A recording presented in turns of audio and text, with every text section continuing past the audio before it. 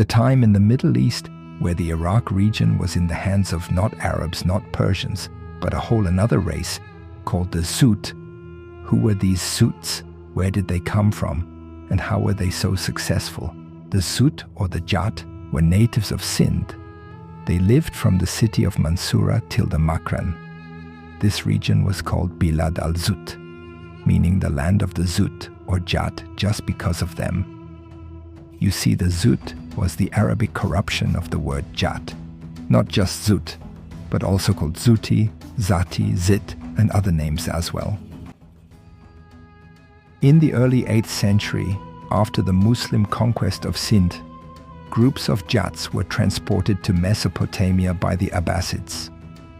Some were brought as soldiers, others as workers, and many as skilled boatmen.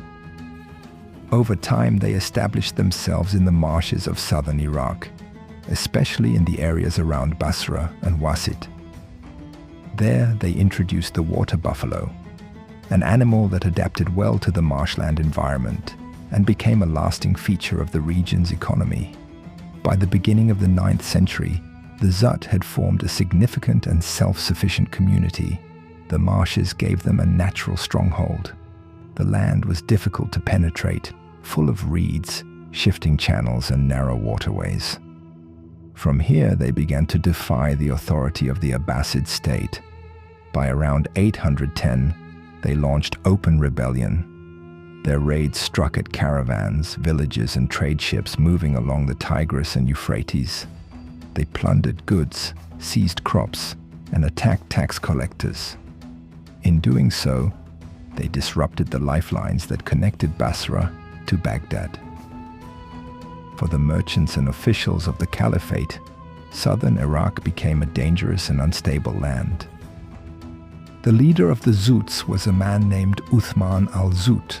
The Abbasids tried to respond, but their efforts during the reign of Caliph al-Ma'mun proved ineffective. Between 813 and 833, multiple governors and generals were appointed to deal with the Zutt. Among them were Dawood ibn Banijur and Yahya ibn Ma'az. They launched expeditions into the marshes, but were unable to deliver a decisive blow. The rebels' mastery of the waterways and their use of ambush and retreat allowed them to escape each time.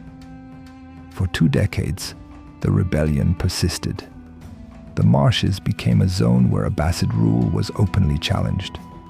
Chroniclers note that the failure to suppress the Zutt became a source of mockery for al-Ma'mun, who was otherwise remembered as a capable and ambitious ruler. The Zutt were not confined to the marshes.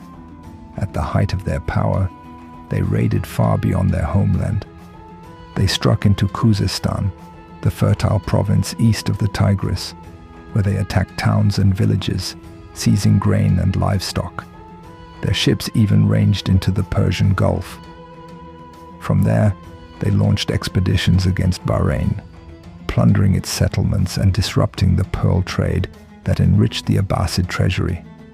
These raids showed that the Zutt were not merely local bandits, but a force capable of challenging the empire on multiple fronts. By the time al-Mu'tasim succeeded him in 833, the rebellion had already endured for more than 20 years. Unlike his predecessor, al-Mu'tasim made its suppression a priority. He turned to one of his trusted Khurasani commanders, Ujayf ibn Ambasa, and supplied him with the resources to bring the revolt to an end. The strategy this time was more methodical. Ujayf did not rely on direct assaults into the marshes. Instead, he cut the rebels off from the outside world. Cavalry relays were established to carry news back to Baghdad quickly, ensuring the caliph was informed of every development. Most importantly, engineering works were begun to close the canals and waterways. By blocking channels and draining routes, Ujayf slowly strangled the mobility and supplies of the Zutt.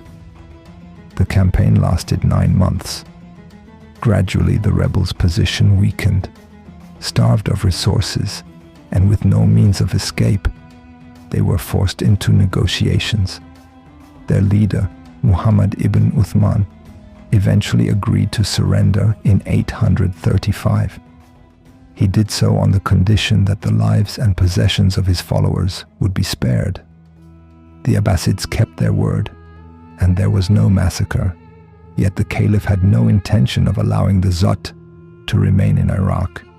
In early 836, they were deported en masse, resettled near the Byzantine frontier at Ain Zarba in modern-day Turkey.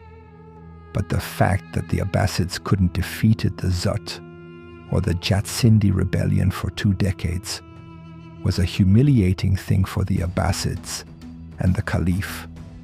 The scholars and writers made fun and mockery of Abbasids because of this.